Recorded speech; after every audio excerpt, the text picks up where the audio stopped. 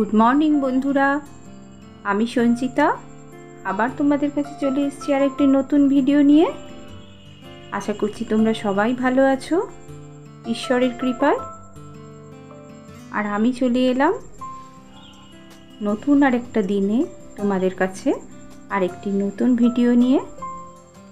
আশা করছি তোমরা শেষ পর্যন্ত আমার সঙ্গে থাকবে এবং আমার পুরো ভিডিওটা তোমরা দেখবে। ভালো লাগলে অবশ্যই একটা লাইক ও সাবস্ক্রাইব করে দিও, আমার এটা অনুরোধ রইল তোমাদের কাছে। আর কমেন্ট অবশ্যই করো, তাহলে আমার নতুন ভিডিও তৈরি করতে আরেকটু আমার আনন্দ লাগবে আর নতুন ভিডিও তোমাদের সামনে আমি নিয়ে আসতে পারবো। তো চলো, দিনটা যদি ভগবানের নাম নিয়ে শুরু করা যায় তাহলে দেখবে সমস্ত দিনটাই আমাদের কাছে অনেক বেশি শুভ হয়ে যাবে। আর নিজে যদি নিজের মনের কাছে পরিষ্কার থাকি, ভালো থাকি, তাহলে কিন্তু দেখবে সব কিছুই সুন্দরভাবে হচ্ছে। ঈশ্বরের উপর যদি বিশ্বাস থাকে আর সকাল থেকে যদি উঠেই ঈশ্বরের নাম নিয়ে সমস্ত কর্ম শুরু করা যায়, তাহলে দেখবে ঈশ্বর এসে সমস্ত কিছু তোমার হাতে হাতে করে দিয়ে যাবে। তুমি বুঝতেও পারবে না কোন এক অদৃশ্য শক্তি তোমাকে এসে সাহায্য করে গেল। আমরা তো অনেক সময় নিজেদের শক্তিকে বড় করে দেখব বলে ভাবি ঈশ্বর সে তো চোখে দেখা যায় না, তাহলে আমাকে সাহায্য করলো কি করে। কিন্তু এটা কিন্তু সম্পূর্ণই নিজের ওপর নির্ভর করবে যে যার ইচ্ছা ছাড়া গাছের একটাও পাতা নড়ে না, সে যদি না থাকে তাহলে কিন্তু আমরাও এক পাও হাঁটতে পারবো না। তাকে ভরসা করেই কিন্তু আমরা চলেছি প্রতিদিন। আর জীবনের সবথেকে কঠিন আর সত্য যে দুটো কথা, সেটা হলো মানুষের জন্ম আর মৃত্যু। আমরা জন্মেছি মানুষ হয়ে, তাই আমাদের মৌলিক কর্তব্যগুলো আমাদের কিন্তু ভুলে গেলে চলবে না। আমি বিশ্বাস করি প্রত্যেকটা জীবের মধ্যেই ঈশ্বর আছেন, আর ঈশ্বর আছেন বলেই তাই জন্য আমরাও আছি। তাই সব কিছুর মধ্যে ঈশ্বরকে যদি ডেকে তার সান্নিধ্য লাভ করা যায়, তাহলে দেখবে নিজের চেতনারও উন্নতি হবে। আর কোনোদিন তোমার মনে হবে না যে কারোর ক্ষতি করি, লোভ, হিংসা মন থেকে সব কিছু চলে যাবে। তখন যেন মনে হবে যে কি হবে এসব নিয়ে, কি থাকবে, কি রেখে যাব, সবই তো হারিয়ে যাবে একদিন প্রকৃতির নিয়মে, সব পড়ে থাকবে। তখন দেখবে যে আর কিছুই ভালো লাগবে না। একবার যদি তুমি ঈশ্বরকে তুমি যদি চেতনায় আনতে পারো, ঈশ্বরকে যদি তুমি অনুভব করতে পারো, তাহলে দেখবে সব কিছু তোমার কাছে কত সহজ হয়ে যাবে। তখন আর কোনো কাজই কঠিন মনে হবে না। এই আমরা সকাল থেকে সমস্ত কাজ করি, যেন মনে করি আমরা করছি, কিন্তু না, ঈশ্বর যদি আমাদের ক্ষমতা না দিতেন তাহলে কিন্তু আমরা কখনোই এত কাজ করতে পারতাম না, চলতে পারতাম না।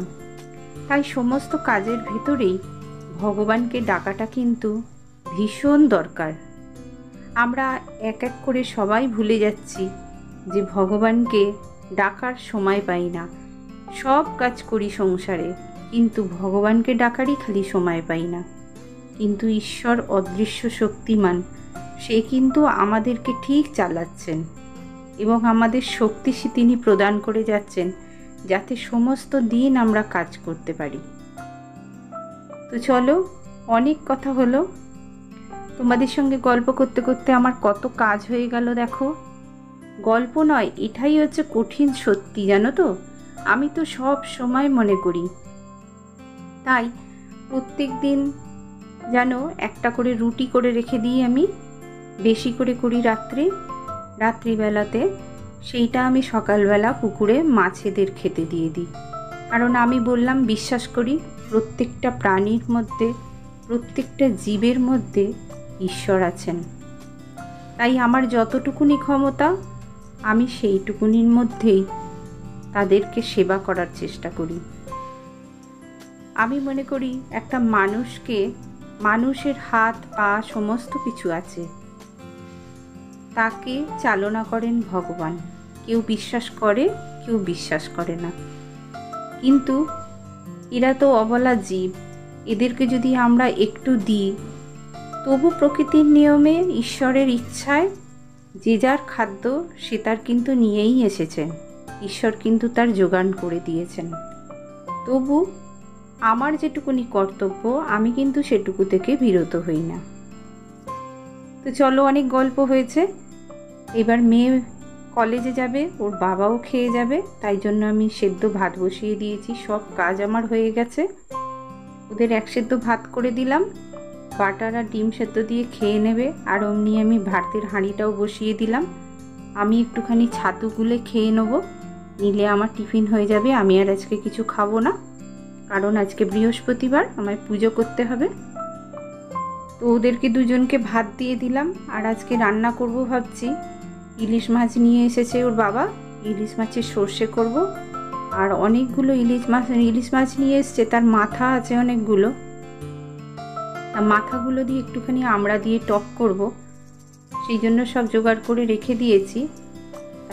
অনেকটাই তো বেলা হয়ে গেল, প্রায় 10টা। ওদেরকে আগে টিফিনটা দিয়ে দিই, তারপরে আসছি। তো মেয়ের খাওয়া হয়ে গেল, মেয়ে এবার কলেজে চলে যাচ্ছে। তো ওকে দিয়ে এসে এবারে আমি বাকি রান্নাগুলো করে নেব।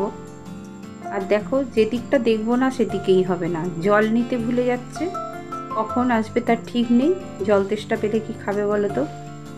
যাই হোক, ওকে ছেড়ে দিয়ে এসে আমি এবার রান্নাগুলো শুরু করে নেব, কারণ রান্নাগুলো না করলে আমার আবার চান করব, পুজো করব, সব কিছুই আমার তাহলে দেরি হয়ে যাবে।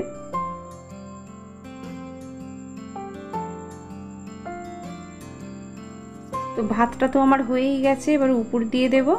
আর এই মাছের একটুখানি সর্ষের ঝাল করব। তোমাদের মাছের সর্ষের ঝালটা আর দেখালাম না, কারণ ভিডিওটা বড় হয়ে যাবে, তোমার দেখতে ভালো লাগবে না। অনেকটাই বড় হয়ে গেছে, রান্নাও হয়ে গেছে, গ্যাস ট্যাস মুছি, এবার আমি চান করতে চলে যাব। তো ভিডিওটা দেখতে দেখতে যে সমস্ত বন্ধু আমার ভিডিওটা দেখছো, তাদের যদি ভালো লেগে থাকে অবশ্যই কমেন্ট করবে আর লাইক দিও, আর নতুন বন্ধুরা সাবস্ক্রাইব করে দিও। অসংখ্য ধন্যবাদ তোমাদেরকে। তো চলো,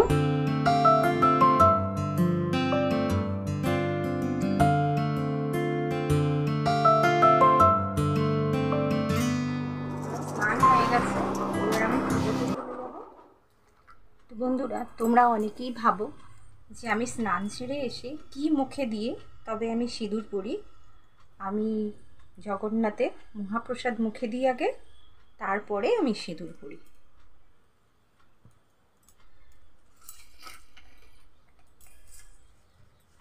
এতে আমার রাখা আছে, পুরী থেকে নিয়ে এসেছিলাম।